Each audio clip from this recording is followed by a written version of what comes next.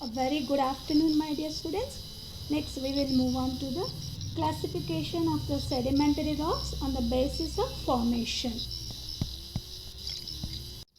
Yes, classification on the basis of their formation. In three ways, sedimentary can be classified on the basis of their formation, that is, mechanically formed rocks, chemically formed rocks, and organically formed rocks. Here, mechanically formed rocks means these contain fragments or small pieces from breaking up of other rocks. These sediments are also called clastic sediments. The breaking up of other or older rocks takes place through denudation by agents like running water, moving glaciers, and wind. So, how does it take place? Breaking up of small pieces, the other rocks, means due to the denudation through agents like running water or moving glaciers and wind. So this breaking into small pieces occurs, and finally, as I have explained that other three processes involved after breaking into small pieces. What was that? Evaporation, compaction, and cementation happens, and these finally they will be formed as sedimentary rocks in the process of mechanically formed rocks. For example, here mechanically formed rocks include shale, sandstone, clay conglomerates, and loess. In this process, the sediments are gradually squeezed by the weight of overlying sediments, and lower layers harden to form rocks. Since such rocks are formed in layers, they are also known as stratified rocks. They are formed in layers, layer by layer. That is why stratified rocks. Question can be asked, give reason why sedimentary rocks also can be known as stratified rocks, because they are formed in layers. Next one example, you can take shale, sandstone, clay, etc. Next, chemically formed rocks. These are formed by the direct precipitation of mineral matter from solution. Direct precipitation of mineral matter from solution. The accumulation takes place in lakes and lagoons. This type of forms mostly can occur in lakes and lagoons. The accumulation takes place in lagoons and lakes.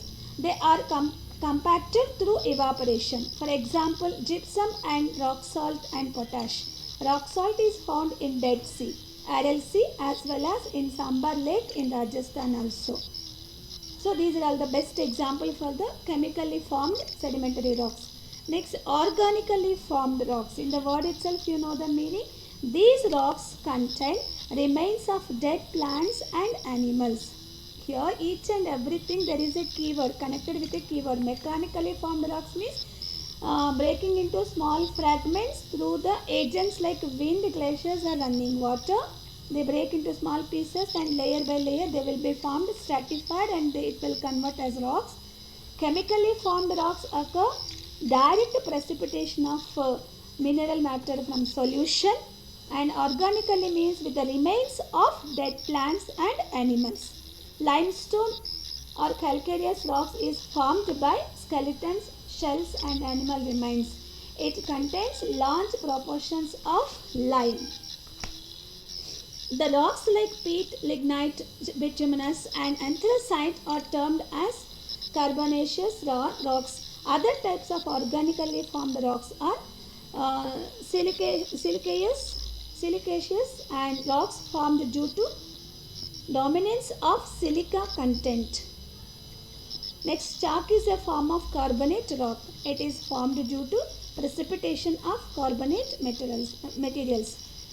In the ancient past, there were vast swamps of forest region that got buried and underwent changes to yield fossil fuels.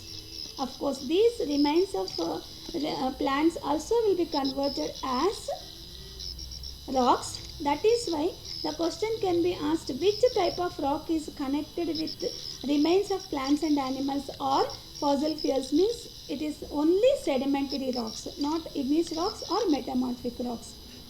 The vegetable matter undergoes changes after being submerged by underground water. Formation into rocks proceeds in stages like peat, lignite, and coal. The products of the first phase are peat. It is used as a fuel. Lignite is a more decomposed rock of organic matter.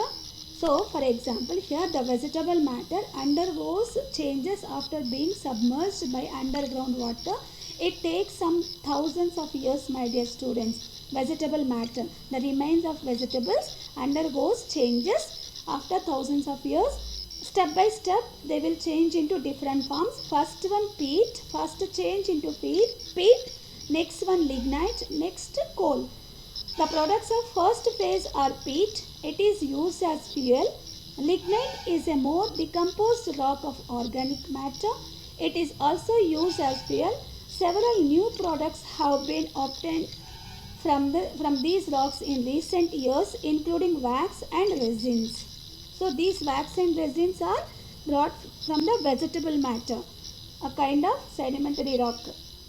Two types of coal, bituminous and anthracite, are sources of fuel for power generation also.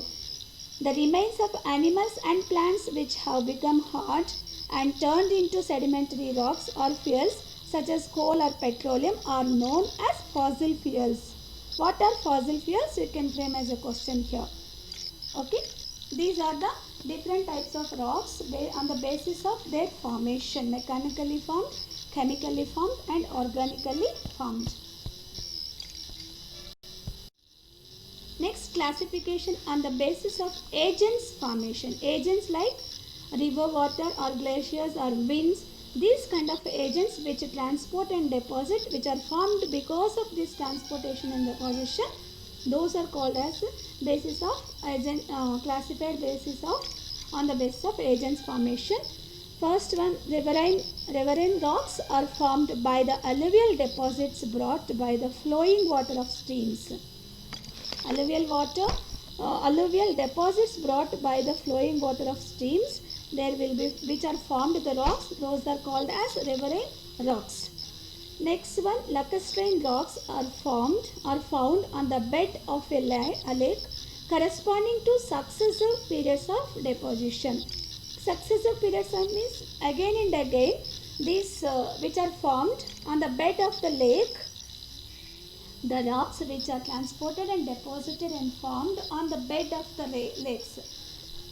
Again and again repeatedly, and again there will be rocks formed. Those are called as lacustrine rocks. Next, glacial rocks are formed by the glacial deposits in the form of debris or tilts. The glaciers erode the surface and the sides of a valley and transport the eroded material further. In this way, glacial rocks are formed. Next one, Aeolian rocks. So here in the formation of glacial rocks, which plays a major role, glacial deposits are formed by and debris or tilts. Next, Aeolian rocks are formed with sand particles brought by winds. The deposition of sand particles one over the other makes them hard and form sedimentary Aeolian rocks. Next one, marine rocks. These are formed at the ocean floor. These marine rocks are of two types. What are those? Calcareous sedimentary marine rocks are formed at the ocean floor. They are formed at the ocean floor. As we know that there is water, aquatic animals are there, aquatic plants are there in the ocean, right? So based on this, again marine rocks have been divided into two types. Calcareous sedimentary marine rocks. These rocks are formed by the deposition of shells and skeletons of sea organisms like corals. Example, corals, clams and oysters, etc. Here once again marine rocks can be divided as two. What are those? Calcareous sedimentary marine rocks as well as carbonaceous sedimentary marine rocks. Calcareous is nothing but which are formed by the deposition of shells and skeletons of sea organisms. Shells and skeletons of sea organisms like which are formed due to the sea animals, corals, clams and oysters, etc. Next one, carbonaceous sedimentary rocks is nothing but these rocks are formed by the sea plants. Calcareous by the sea animals and Carbonaceous rocks are by sea plants which remain buried for a very long period. These long preserved remains are known as fossils. Already we learned the definition of fossil fuels also. Fossils. They are converted into the form of coal, lignite and peat due to pressure of overlying rocks on them. Classification of sedimentary rocks is also done in other ways like transportation agents. Their basic characteristics also however remain the same. Anyhow, only these two are important on the basis on the formation and basis of the agents formation.